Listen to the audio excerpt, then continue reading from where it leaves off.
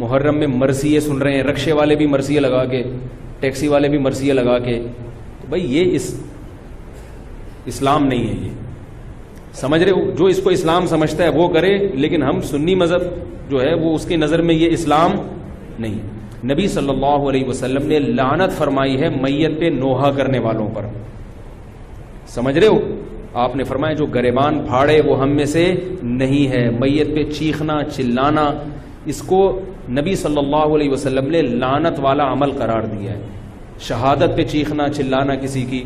حضرت جعفر طیار رضی اللہ تعالیٰ عنہ اہل بیت میں سے تھے. وہ جب شہید ہوئے ہیں جوانی میں، ان کی 4 بیویاں تھیں، بیوہ ہو گئیں. معذرت کے ساتھ یہ میں ٹاپک نہیں لا رہا، جو خود سے آ رہا ہے اسے آنے دو. اب شہید ہی چار بیویاں ہی بیوہ ہوئی تھی، تو میں ان کو آپ کی خوش کرنے کے لیے ایک تو نہیں کر سکتا نا. ان کی 4 بیویاں کیا ہو گئی؟ بیوہ ہو گئی. تو جب ان کے گھر میں اطلاع ملی ہے کہ آپ کے جوان شوہر شہید ہو گئے، تو ان کے رونے کی آوازیں آئی ہیں، چیخنے چلانے کی آوازیں آئیں. آپ صلی اللہ علیہ وسلم کو اتنا غضب آیا، آپ نے فرمایا کہ جاؤ خاک پھینک کر آ جاؤ ان کے منہ میں. اب ان سے کہو کہ اپنی آوازوں کو پس کریں. حضرت جعفر طیار بھی اہل بیت میں سے تھے، نبی کے سگے چچا کے بیٹے تھے. تو اہل بیت کی شہادت پر آپ صلی اللہ علیہ وسلم نے چیخنے چلانے سے، رونے سے منع کیا. اور حضرت جعفر طیار ظلمن شہید ہوئے تھے نا، ظلم ہوا تھا ان کے اوپر.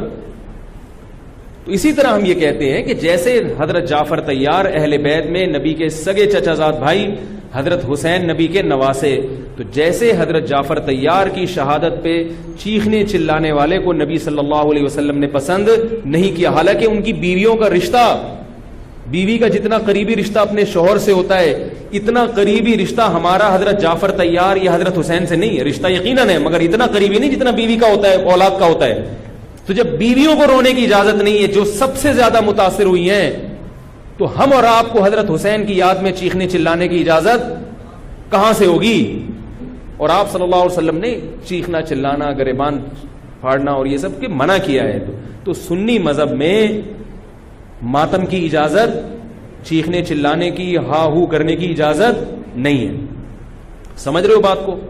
تو آپ یہ کام نہ کریں. مرثیے آپ نہ سنیں، انہیں سننے دیں، انہیں کرنے دیں. آپ رکشہ ٹیکسی چلا رہے ہو، کہہ رہے محرم کے احترام میں گانے نہیں لگاؤں گا، مرثیے لگا دوں گا.